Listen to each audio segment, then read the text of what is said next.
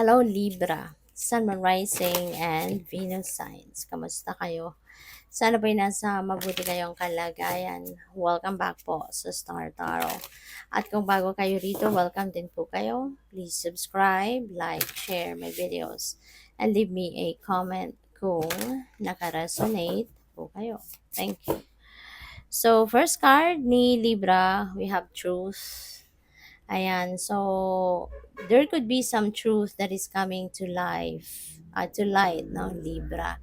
Maring meron dito mga katotohanan na dadating sa buhay mo. Maring meron ditong katotohanan na madidiscover ka.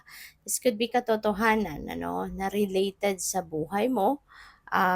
Or this could be truth, no, about something or about someone na alam mo yun, kwento ng ibang tao. Yung buhay, no? This is truth about the lives of other people, no? Alam mo yun, yung chismis. O pwede meron dito magchichismis sa'yo about katotohanan ng kung anumang bagay, no? Regarding other people. Kaya, maging maingat, no? Sa pag-react, maging maingat sa pag-receive ng mga mensaheng ganyan. Kasi, you never know kung ano yung agenda ng taong magkikwento sa'yo. 'Di ba?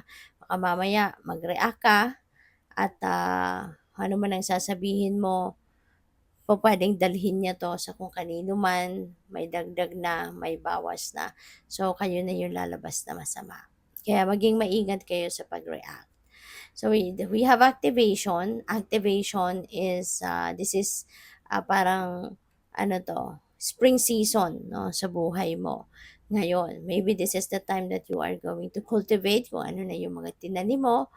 Maaring this is the time na papalaguin mo na kung ano yung mga tinanim mo, or pwede rin ang iba sa inyo magsisimula pa lang to plant seeds. So, pwedeng ganon. But anyways, 'di ba? Maganda 'to, magandang simula ito, 'di ba? Na talagang pagsisikapan at magtitiyaga at magsisikap ka, no, na papatungo ito, 'di ba, sa pag-ano mo, sa pagtupad ng kung ano man ang mga pinapangarap mo diyan. Kaya good for you. So we have retreat. Ayan. So maaari din na kailangan mo ng reset, no? Kailangan mo din na mag-renew ng inyong sarili, mag-reset ka ng sarili mo, ng buhay mo. So, yung ganon. Alright? Kaya kailangan, na kailangan siguro na mag-ano ka, kailangan na magnilay-nilay ka, magmuni-muni ka, mag-step back ka muna ng kahit saglit lang sa kung ano man ang inyong mga pinagkakaabalahan or sa ano man na inyong pinagsisipagan, 'di ba? Para na maasikaso mo muna yung sarili mo so that you can focus on yourself muna, so that you can focus on yourself, and so that you can um ang tawag dito, yung maasikaso mo muna ang kabutihan ng ano mo, ng sarili mo, ng buhay mo, 'di ba? So we have purification.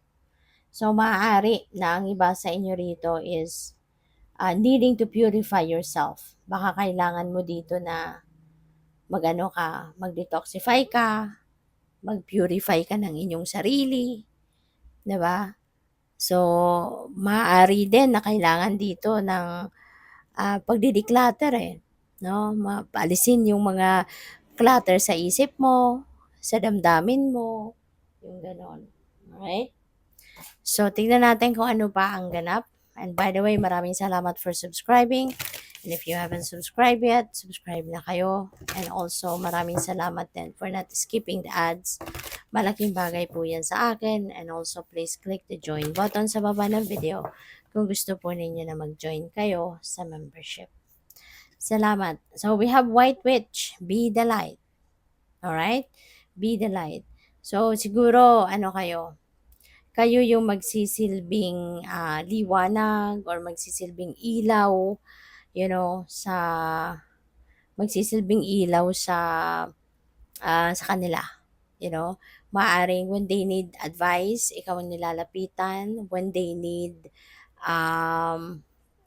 clarity, ikaw yung nilalapitan. When they need enlightenment, ikaw yung nilalapitan.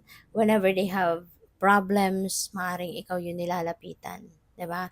Ikaw yung ikaw yung inaano nila, ikaw yung nilalapitan at ikaw yung, inaasahan, 'di ba, na maging sandalan nila kumbaga.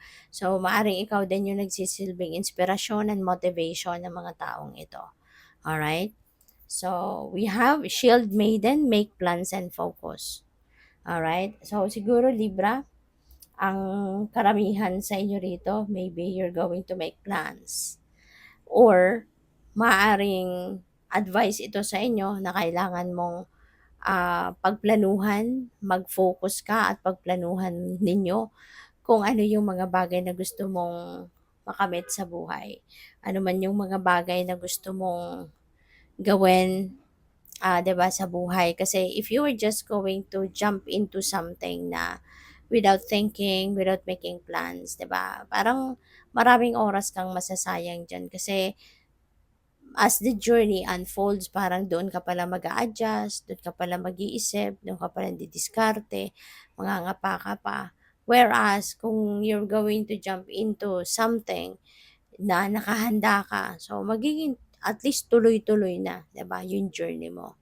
Hindi ka na titigil na, "Teka lang muna, isipin ko muna." 'Di ba? Kasi kumbaga may plano ka na, eh, alam mo na, may sistema ka ng naisip. So, what else? We have honor your inner knowing. Kasi ang dami mo nang alam sa buhay, Libra. You've gone through a lot of uh, life experiences. Kumbaga seasoned ka na in life, 'di ba? So, ang dami mo ng ano, ang dami mo ng, natutunan sa buhay. Ang dami mo ng experiences sa buhay. Kaya nararapat lang, 'di ba, na gamitin mo yung kung anong mga alam mo. I-apply mo sa buhay mo, sa sitwasyon mo, kung ano yung mga natutunan mo na sa buhay, hindi ba? So we have Moon. Take note of intuitive messages. Alright?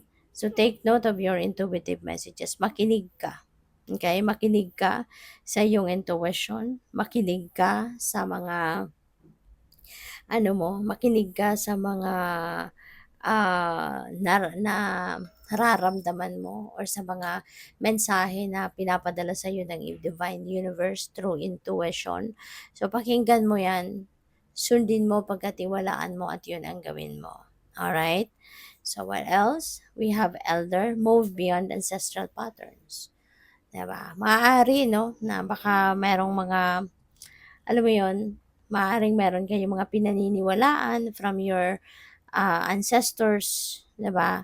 At maaaring 'yan ang sinusunod ninyo sa buhay mo, mga principles siguro, 'yan ang sinusunod ninyo. Pero siguro sa ngayon baka mapapansin mo din 'no, na despite, all this time na nakikinig ka or sinusunod mo kung ano yung tradisyon kumbaga 'no, ng inyong pamilya kunyari, parang wala namang naitutulong sa'yo na pag-progress. Maaaring naging siguro nga napapansin mo na parang naging sagabal ito, yung mga pinaniniwalaan mong ito, sa pag-asenso mo, sa pag-expand mo, 'di ba? Kaya maaaring ngayon you will learn to try, maybe you're going to learn to try different approach. Maaari sa ngayon magkakaroon ka ng pupuwedeng mag-aano ka, pupuwedeng magta-try ka na subukan 'no, na salungatin kung ano man ito, 'di ba?